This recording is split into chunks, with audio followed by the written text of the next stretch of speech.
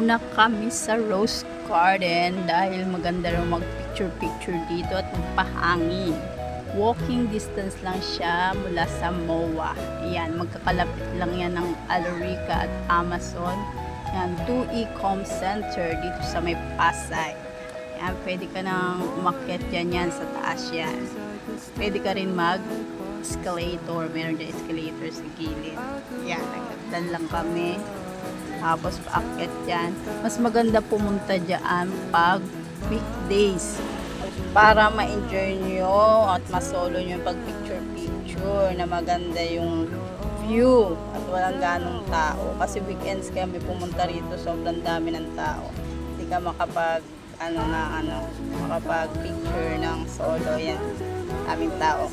Kaya, weekdays kayo pumunta guys, free entrance para mas maganda ang view.